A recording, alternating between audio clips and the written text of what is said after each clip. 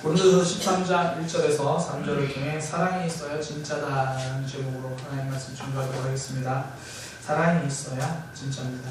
오늘은 제가 길에 대한 이야기로 좀 시작하려고 합니다. 우리나라가 경제가 발달하게 된 요인 중에 뭐 꼽으라면 여러 가지가 이야기하겠지만 그 중에 하나는 길이죠. 경부고속도로 이야기를 합니다. 여러 가지 물류가 빠르게 이동할 수 있고 그나마 전국이 처음에 고속도로가 나오고 이제 일일 생활권이다 뭐 그런 이야기를 하면서 많은 이제 발전을 이루게 됐습니다. 지금 세계인도요, 우리나라 여러 세계 여러 나라 사람들이 우리나라에 보면 여전히 놀라는 길입니다.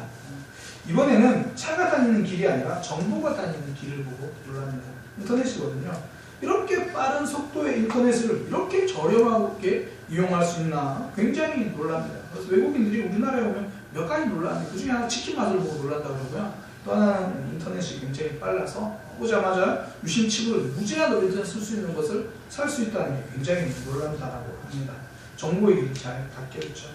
그래서 지난 오랜 기간 우리나라도 뭐 계속해서 오랫동안 잘못됐던 그런 관습도 인터넷에 못 올라오고 인터넷을 통해서 정보가 교류되면서 그동안 노력해서 잘 이루어지지 않은 것들이 한 번에 변하고 달라지는 것들 보게 됩니다.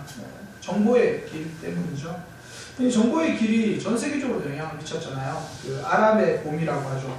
2010년도 말에 튀니지에서 반정부 시위가 일어나고 결국 그 다음에 2011년도 1월 달에 혁명이 되죠. 그리고 2월에는 그 혁명이 이집트까지 옵니다. 이집트도 혁명을 일으키고요. 그리고 10월에는 리비아에서도 또 혁명이 일어납니다. 그리고 11월에는 그 예멘에 33년 동안 철권 통치를 하던 그 예멘의 그 대통령 알리 압둘라 살레, 이름이 복잡해요. 그 사람이 드디어 자기가 권력을 이양하겠다고 선언을 하죠. 젊은이들이 인터넷으로 주변 상황들의 상황을 본 거예요. 주변 나라들의 상황을 실시간으로 확인하면서 젊은이들이 일으킨 민주혁명인 아랍의 봄이라고 불려집니다. 물론 이제 그 이후에 아직까지 아픔을 많이 겪고 있습니다. 그러나 그런 시도, 시작이 할 수 있었던 이유가 길 때문이죠.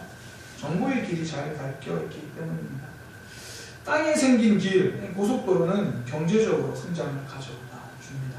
그리고 정보의 길, 인터넷은요, 민주화, 또 많은 부분에 있어서 더 사람들이 공평하게 평등하게 살아갈 수 있도록 만들어 줍니다. 땅에는 고속도로가 있고요. 정보라는 인터넷의 길이 있다면 사람과 사람 사이에는 사랑의 길입니다.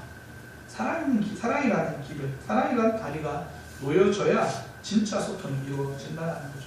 그러니까 사람과 사람의 관계는요, 사랑이 있어야 그 관계가 진짜가 된다는 겁니다.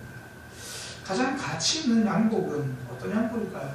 비싼 양복일까요? 뭐 굉장히 브랜드 있는 장인이 만든 양복일까요? 불에 타서 없어져 버린 평범한 양복도요, 가치 있는 양복이 될 수 있습니다. 오래전 어느 마을에 작은 세탁소에서 불이 났죠. 불이 순식간에 세탁소 전부를 태웠습니다. 며칠 지난 후에 그 마을 벽보에 사과문 한 장이 붙었습니다. 세탁소에 불이 나 옷이 모두 타서 죄송합니다. 그런 이야기와 함께 옷을 맡긴 분들의 그 종류와 수량을 알려달라고 이제 공고를 붙인 겁니다. 그 주인이. 붙인 후에 한 달 정도, 한 주 정도 지나니까 어떤 주민이 그 공고 아래다 글을 적어놓은 거예요. 당연히 자기가 그 맡겨놓은 옷에 대한 글인 줄 알았는데, 아저씨, 저는 양복 한 벌인데 받지 않겠습니다. 그 많은 옷들을 어떻게 하겠습니까? 용기 내세요. 그 주민이 남긴 댓글 이후로요, 계속 많은 주민들이 이제 글을 남기는 거예요. 저는 이런 옷인데 받지 않겠습니다. 받지 않겠습니다. 그래서 나중에는 어떤 사람들이 십시일반 돈을 모아서 금일 공고 전달한 거죠. 또 누군가에는 또 다른 모습으로 세탁소에 도움의 손길을 보내왔다라고 합니다. 그러고 나서요, 좀 시간이 지나서 다시 종이 한 장이 붙었습니다. 이번에는 사과문이 아니라 감사문이었습니다. 주민 여러분, 고맙습니다. 그동안 정직하게 세탁소를 운영하면서 힘든 것도 있고 어려운 게 있었지만 이번 화재만큼은 정말 이겨낼 수 없었습니다. 그런데 여러분들의 따뜻한 사랑이 저에게 삶의 희망을 주었고 다시 일어설 수 있게 되었습니다. 화재로 인한 아픔도요, 작은 배려 섬김, 이게 사랑이잖아요. 그 사랑의 길을, 그거 지나고 나니까 다 타버린 양복 한 벌도 살리는 양복이 되는 거예요. 정말 가치 있는 양복이지 않습니까? 불에 다 없어버렸지만, 죄떨이가 된 양복이지만 참 사랑이라는 거 가지고 있으니까 진짜 가치 있는 양복이 된 거죠. 마더 테레사 수녀가 이렇게 이야기했습니다. 세상에는 빵 한 조각 때문에 죽어가는 사람도 많지만 작은 사랑을 받지 못해 죽어가는 사람이 더 많다. 그러니까 사람을 죽게 만드는 것도 빵에 대한 굶주림이 아니라 사랑에 대한 굶주림이라는 거죠. 사람은요, 사랑이 고프면 죽습니다. 살아도 사는 게 아니다라는 겁니다. 아무리 초라한 삶이라도 사랑이 있으면, 아무리 작은 물건이라도 잿더미가 된 양복도 사랑이 있으면 기적을 만들지만, 아무리 대단한 것도요, 사랑이 없으면 아무런 능력을 드러내지 못합니다. 사랑이라는 길이 잘 닦여져야 역사가 일어난다는 겁니다. 사랑이 있어야 진짜로 모든 것이 진짜 능력을 발휘하는 겁니다. 오늘 본문에 봐도요, 누가 봐도 힘이 있고 대단한 세 가지가 본문에 등장하거든요. 첫 번째는 말이고요, 두 번째는 신앙생활이고, 세 번째는 헌신입니다. 그런데 이 세 가지도 사랑이 없으면 소용이 없다, 그렇게 이야기합니다. 먼저 말에 대한 이야기입니다. 그 이솝우화에 보면요, 이런 이야기가 있습니다. 사람이 자기 자신의 모습을 보니까 너무 초라하다라는 생각이 든 거예요. 그러니까 새처럼 날개가 있는 것도 아니고, 사슴처럼 빠른 것도 아니고, 늑대나 호랑이처럼 날카로운 이빨이나 뭐 발톱을 가지고 있는 것도 아니고, 그래가지고 신을 찾아가요. 사람이 신을 찾아가가지고 너무 불공평합니다. 왜 사람에게는 아무런 것 선물로 주지 않았습니까? 날개를 선물로 주신 것도 아니고, 날카로운 이빨이나 빠른 발, 그 어떤 것도 선물로 주지 않으셨습니다. 그때 신이 이렇게 이야기합니다. 너는 가장 큰 선물을 받고도 모르는구나. 네가 받은 선물은 말이다. 말은 신이나 인간 사이에도 힘이 있고, 힘센 자들보다 더 힘세고, 가장 빠른 자보다 더 빠르다. 말이 힘이 있다는 말을 하죠.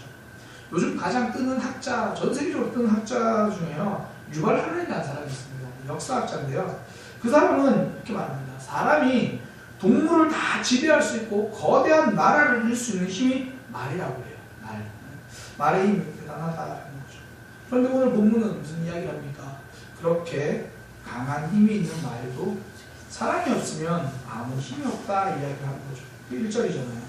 내가 사람의 방언과 천사의 말을 할지라도 사랑이 없으면 소리나는 구리와 울리는 꽹과리가 된다. 말이 힘이 있는 이유는 구별되기 때문이거든요. 무슨 말인지 알아듣기 때문에.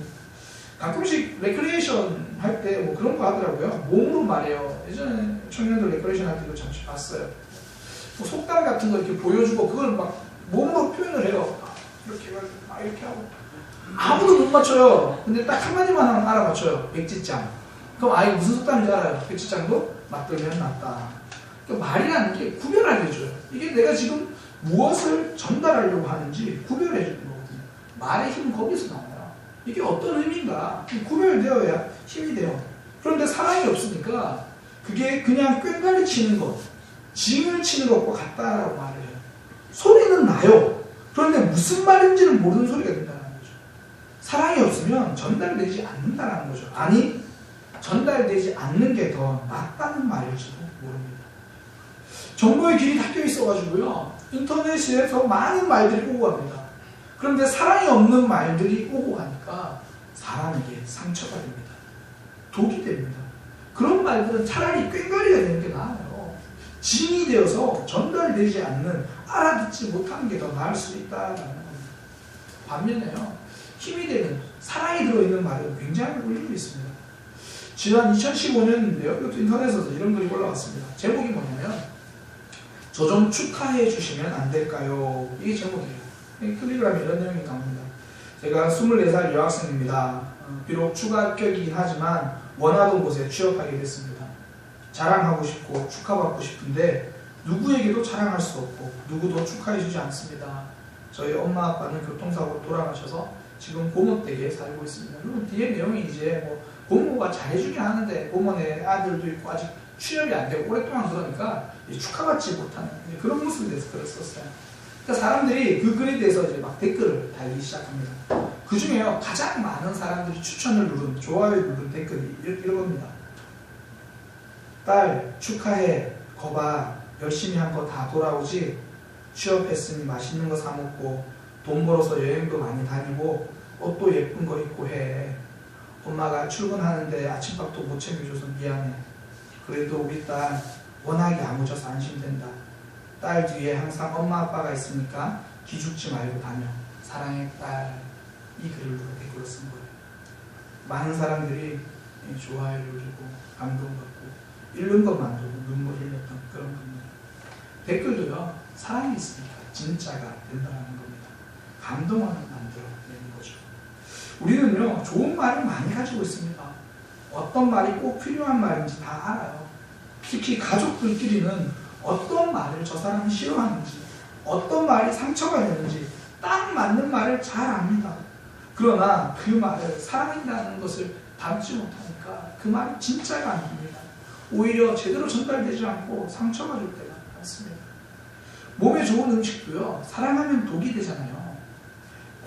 죄송합니다. 몸에 좋은 음식도 상하면 독이 되잖아요. 상하면 독이 되는 거죠. 그런데 사랑이 상하면요, 미움과 아픔이 되거든요. 가족들 안 사랑하는 사람 아무도 없습니다. 근데 그 사랑이 상하니까 때로는 미움도 되고 아픔도 되는 거죠. 그렇게 해서 그 미움과 아픔으로 전달되니까 말이 감동적인 말이 아니라 감정적인 말이 되는 거예요. 서로 아픔을 느끼는 거죠. 큰 힘이 있는 말도요, 진짜 힘이 되려면, 진짜가 되려면 사랑이라는 길을 지나서 전달되어야 한다는 겁니다. 사랑하는 마음을 지나면요, 꼭 필요한 말도 다른 모습으로 되는 거죠. 뭐 침묵으로 드러나기도 하고요. 우리가 지난번에 말씀 나눴던 뭐 절제되는 말, 적절한 말, 사랑이라는 걸 지나서 가는 거죠. 사랑이 만든 꾸중은요, 변화를 만들어내요. 사랑에는 감동이 있기 때문에. 뭐 사람을 구성하는 요소의 70%가 물이라고 그렇게 말합니다. 저는요, 말의 구성 요소는 70% 이상이 사랑이어야 된다고 생각을 합니다. 우리의 말이 사랑이라는 길을 통해 전달될 수 있는 그런 믿음의 삶이 되시길 소망합니다. 사랑을 가져야 말이 힘이 있다는 거죠. 두 번째는 신앙생활입니다. 2절에 보면 이렇게 이야기해요. 내가 예언하는 능력이 있어 모든 비밀과 모든 지식을 알고 또 산을 옮길 만한 모든 믿음이 있을지라도 사랑이 없으면 내가 아무것도 아니다.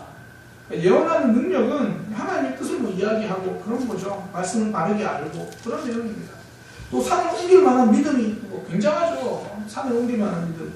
그런데 이것도 사랑이 없으면 소용이 없다라고 말합니다.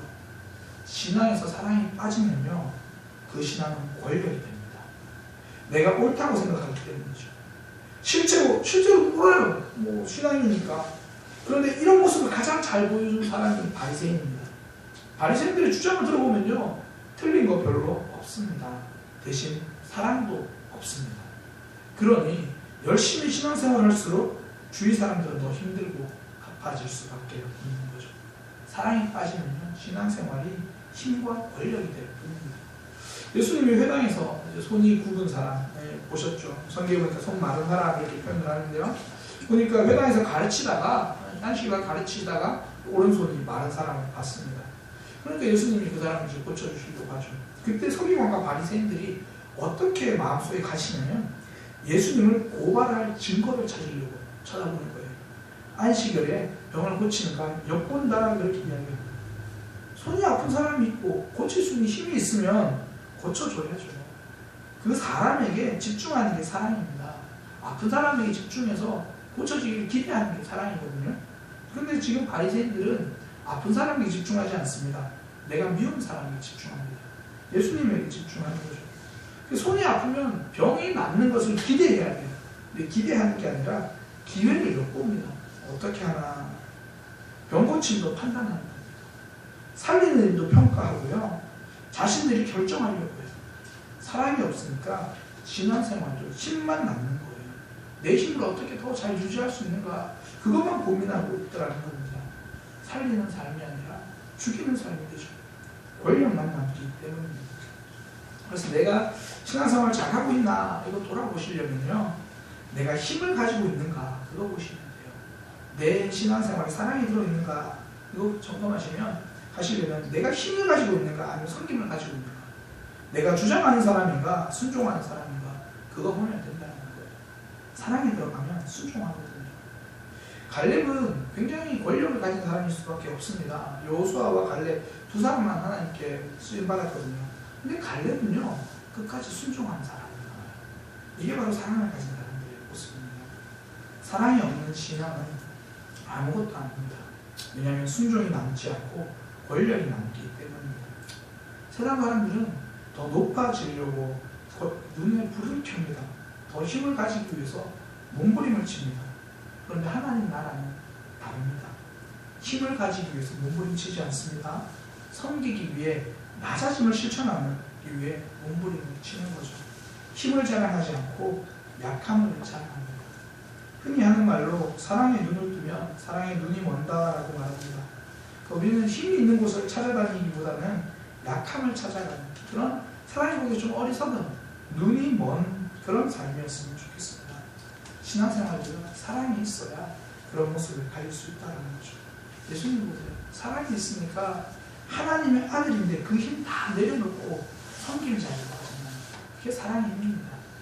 신앙생활이 사랑을 만나야 진짜 섬기는 모습이 나타난다라는 겁니다.